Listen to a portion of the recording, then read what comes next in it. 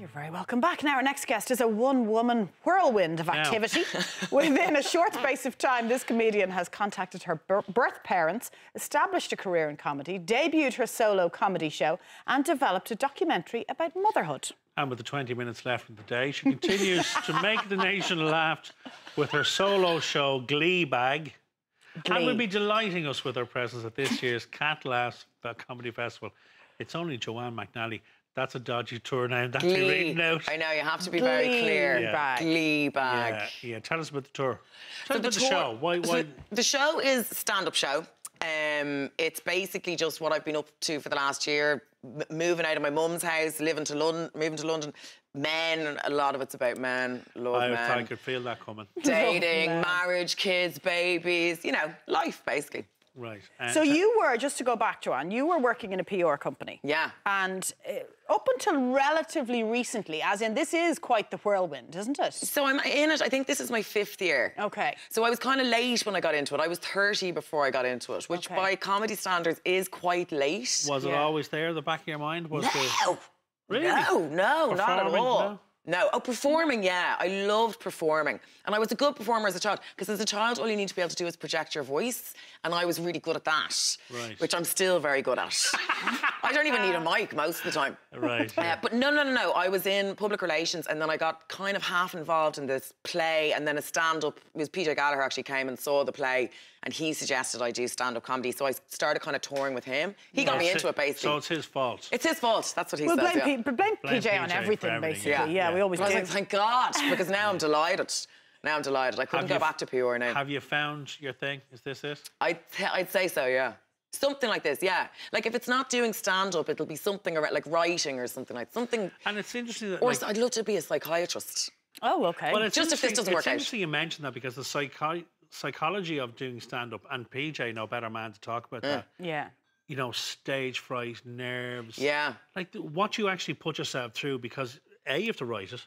You have to devise it, write it, structure it. And you have to gauge the audience, which I think is so important, The writing is like pulling teeth. But are you disciplined with that now? No, I'm not disciplined with anything in my life, let alone writing. And it's so hard because you have to set up your own deadlines. Yeah, of course. And you don't know if anything's funny until you, like, I'd write something and I'm like, oh my God, this is like comedy gold. I'm like a genius. And then you put it out and everyone's like, that's the most boring thing I've ever heard. So, like all comedians, so you don't know. have you had those shows that just fall flat?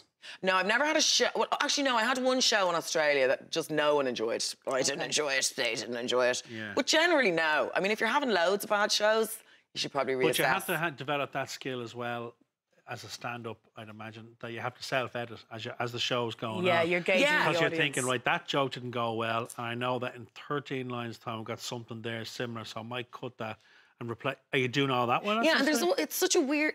There's all these, like, it's such a weird dynamic. Like, comedy clubs, a really low ceiling makes it better, and they have to be really up close to the front. That makes it better. There's all sorts going on. It's not an exact science. It's a weird and a lot job. of those factors you're discovering on the night. Are you when you walk up to a place? Yeah, you're like, you have to get them up the front. The roof has to be quite low. I mean, there's nothing you can do about the roof when you come in. The roof's the roof. But the chairs aren't. The chairs. No, the chairs. You're like pulling them in. Yeah. You've only got a few dates left, though, haven't you? So I'm in Wexford tonight.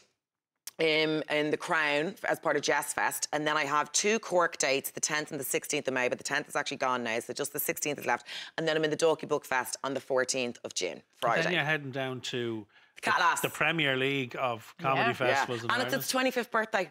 Is it really? So it's like a mate, I have to say happy birthday. Oh, wow. 25 years, Is it really 25 years? Yeah. That has just gone from strength to strength to strength, and it's been the launch pad for many a career. It's the best crack. Like, I did it, I think I was doing comedy a year, and I did this, it's called like the New Cats. So it's like brand new comedians get, like, I think we'd like 6 minutes each or something. It was brilliant. But you felt like you were part of it. It was like a coming of age kind of thing. Yeah. You don't find it, I suppose most stand-ups wouldn't, you don't find it terrifying, you find it like it's adrenaline. It depends on the gig. It depends on what weighs on the gig. Like, I could be more stressed about doing a gig to like 20 people in London because I know it's an audition. Every time you're in a new club, it's an audition. Whereas doing Vicar Street, I was less nervous than maybe doing one of those I know tiny what you gigs mean, because you're being judged so much. But no, I mean, I'd hate to be nervous all the time. You'd be exhausted. Yeah, you'd be knackered from it. You'd be knackered. Why the move to London? Is that a career move in terms of opportunity or Yeah. the stand-up circuit, is it? It's just so much bigger. Yeah. Like, I'd love if I could have a great career here and have loads of clubs and be gigging every night here. I'd love it, but I can't. Yeah, it is bigger, but on the flip side, then it's far more competitive because there's more people doing it. Yeah, but that makes you better then. You see, now we're getting into the up your psychology of it. game. You Now, Up your game. you up your game. Yeah, you do. You up your game. Like, there's no messing around in London. You can't ring it in London. Well, How- let me ask you about London. This is very important. Yeah. You are living in London yourself now. Yeah, but you although did I've been stay there for with about 2 Vogue hours. and Spencer, I did stay with Vogue and Spencer. just as a You stayed with staying who? with your mate. Vogue and Spencer. This is a constant thing that I have to go. You Vogue? know, Come on.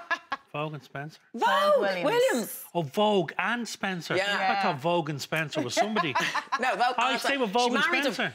She Oh, married an Vogue aristocrat. and Spencer. Spencer. Right, carry on. So Sorry, go I'm on, included. tell us about Vogue and Basically, Spencer. I know Vogue from home. I know Vogue from Dublin. We've loads of mutual Yeah. friends, and she's like incredibly sound, Gorgeous girl, annoyingly in every sound, way, yes. annoyingly gorgeous. She's got nothing like going for 60 you. abs. She's just like abs. And then anyway, when I was going back and forth to London and I was trying to find somewhere to live, and she was like, "Look, come and stay with us.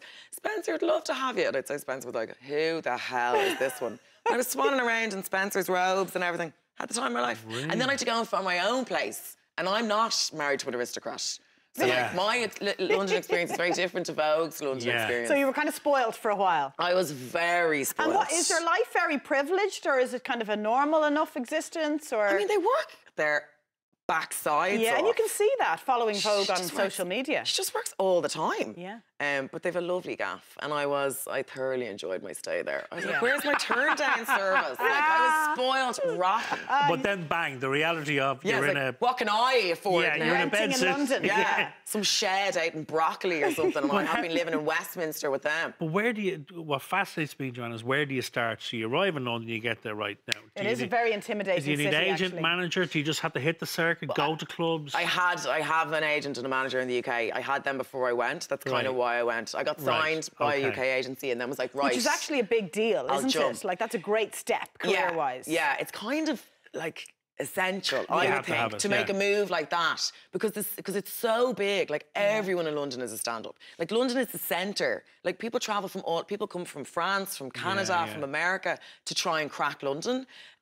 So to not have representation, and the guys that I'm with, they produce the Apollo. So I'm like, Oh, get right. me Yeah, on the yeah. Apollo. Okay, That's what I'm amazing. trying to do at the moment. Trying to bribe my way on. And do you have a plan? Like, is there The a plan? Apollo.